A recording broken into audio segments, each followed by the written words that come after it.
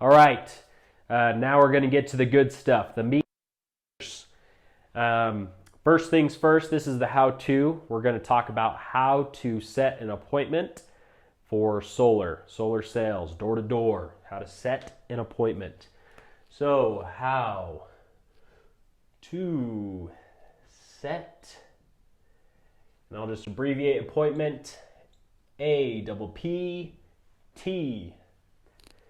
And there's really 6 main steps. If you want like a roadmap, there's really 6 kind of phases to follow.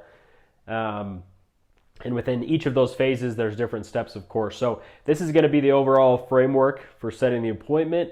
And then the videos after this, you can watch the specific breakdown on each of those phases with like specific wording that I use. And then there's going to be a video where I put it all together somewhere on the channel, basically saying how to set a solar appointment. So 6 steps: 1, 2, 3, 4, 5, 6.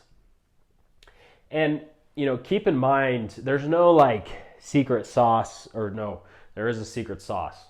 The Krabby Patty secret formula. There's no like word for word, like one size fits all pitch for solar sales, and really any sales, because everybody delivers things differently. You have to find what words work for you, but there is a science to the overall kind of like flow and proven methods for what to cover, how to break preoccupation, and get yourself in front of someone who will actually listen to you. So, but don't get too caught up on the actual words. If you don't say certain words that I use, figure out how to find your own flow, I guess is what I'm trying to get to. So first things first, break preoccupation. Break preoccupation. And if you haven't heard of preoccupation, if you're newer, I probably spelled break preoccupation wrong. That word is way above my vocabulary. So break preoccupation, I'm sure there's an extra C or something in there. Basically what that means in door-to-door sales, when you're knocking on a door, whoever's on the inside is doing something completely different than what you're doing, obviously. They're watching TV, they're taking care of their kids, they're making food, they're basically doing everything besides wanting to talk to someone about solar. And so my first goal, my first objective is to basically make them forget what they were doing and have them focus on me and what I'm here to do, right? And so your first task is to kind of take their initial reaction, which is probably more times than not going to be negative, like, oh, who's at my door, who's interrupting me, I'm trying to watch Grey's Anatomy, who's interrupting me, let me get them out of my hair as quickly as possible. I don't want that. I want to be able to captivate their attention and then move forward with what I'm there to do, right? Step into my world, right? So once you've done that, again, I'll get into the exact how-to in the breaking preoccupation video. The next thing you want to do is tell a story.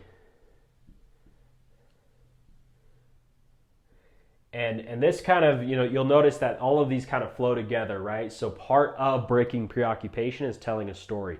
What do stories do? Stories bring people in, right? If you can catch their attention real quick and then tell a story, you keep that attention, right? And door-to-door sales is a game of inches where you are just buying 5-10 more seconds as you go along through your presentation. Most people, they don't have all the time in the world to just sit there and listen piece by piece. So after you tell a story, you want to ask a strong question.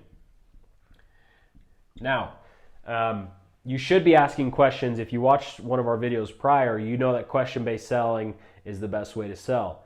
So you should be asking questions throughout the whole process here. But what I mean by ask a strong question, ask a thought-provoking question that will really set the stage for the problem that you're about to start talking about. Once you've asked the strong question, you want to get into like the potential solution. And I always do that by placing them in the story. So I've told a story that's not, place them in story. I've told a story that's not about them. It's about someone else who has taken part of my product or service. And then once I've asked and gathered some information, I want to now place them in the story, place them in a story. Because everybody wants to be in a movie. What do we all want to be when we grew up, or we're growing up, is we want to be actors and actresses. We all want to be in a movie. We all want to be in a story. Everyone has a story. So if you can take a story and now plug them in, what it does is it helps them truly understand what you're talking about on a whole nother level, because now they're thinking, oh, that's how I would feel, or that's how I would react if I was in that situation, right? From there, you're taking them through this process. You've now kind of talked about your solution, right? You got your problems, your solutions, and then you want to do a pullback. And do this no matter what, right? No matter what. Like, yes, we want solar, right? They tell you straight up, we want solar. We will sign up if you come back, still do a pullback, because I've talked about this in other videos. When we were all growing up as kids and even as adults, when someone tells us or tries to say, hey, you need to do this, or here, take this, or here, you have to have this, or you have to try it. In certain circumstances, most circumstances, if someone's telling us what to do, we go out of our way to not do that thing. Even if it inconveniences us or it's harder, we still just push against, the pricks, right? So pullback is you basically show this treat, this reward, this carrot, and then you rip it away. And what does that do? That pulls them in, that draws them in, says, no, I want that. Wait a minute, hold on. I can have that, right? So after you do the pullback, you go into the close. And I'll just make a little note here, suggest next step. Now, this is something not a lot of people talk about, suggesting the next step. I paid quite a bit of money for training, sales training. Every year I pay quite a bit of money for sales training from people who are way more successful than I am. And one thing that I've learned recently, his name is Jeremy Miner. He is one of the best closers in several industries that I've ever heard of or seen, and looking at his credentials. One thing he talks about is suggesting the next step. It's not a hard close. We're not doing option closes like the old school mentality. There's a tactful way or a tactical way to suggest the next step, which could be your quote unquote close. And so stay tuned for this video. This one might open some of your eyes a little bit. At first, when I learned this, I was like, no way. Like, you got to use the option close. Like, does tomorrow at 2 work or tomorrow at 6? You got to use that.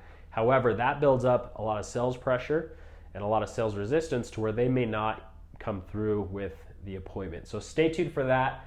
That's the overall framework, 6 steps to set an appointment. In the next videos, I'll go into each of these steps in depth. So stay tuned for break preoccupation and then on from there.